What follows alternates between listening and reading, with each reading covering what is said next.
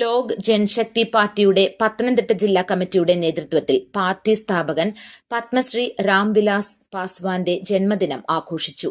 Thiruvalla Kavumbhagam municipal പാർക്കിൽ പൊതുസമ്മേളനത്തിൽ സംസ്ഥാന ജനറൽ സെക്രട്ടറി ചീഫ് അഭികുമാർ ബെൻപാല പതാക ഉയർത്തി പൊതുയോഗം ഉദ്ഘാടനം ചെയ്തു. രാംവിലാസ് പാസ്വാന്റെ ഛായാചിത്രത്തിൽ പുഷ്പാർച്ചന നടത്തി. മധുരവും ഭക്ഷ്യസാധനങ്ങളും വിതരണം ചെയ്തു.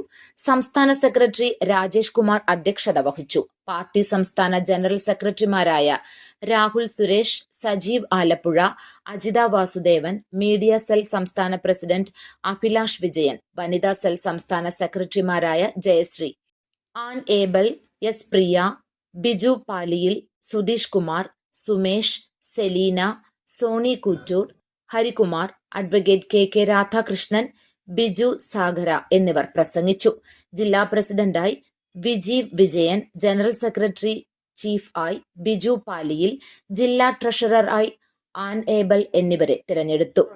ലോക് ജനശക്തി പാർട്ടി കേരള ഘടകത്തിന്റെ ആഭിമുഖ്യത്തിൽ പത്തനംതിട്ട ജില്ലാ കമ്മിറ്റിയുടെ നേതൃത്വത്തിലും ബഹുമാനപ്പെട്ട പത്മഭൂഷൺ യശസ്വരനായിട്ടുള്ള രാംവിലാസ് പാസ്വാൻജിയുടെ 80ാമത് ജന്മദിനാഘോഷമാണ് ഇന്ന് പത്തനംതിട്ടയിൽ സമുചിതമായി ആഘോഷിക്കപ്പെട്ടത്. ഓപ്പറേഷൻ തൂഫാൻ ഐക്യദാർഢ്യം പ്രകടിപ്പിച്ചുകൊണ്ട് സൗഹൃദ ഫുട്ബോൾ മത്സരം നടന്നു. News bureau, Thiruvalla. അറിഞ്ഞില്ലേ?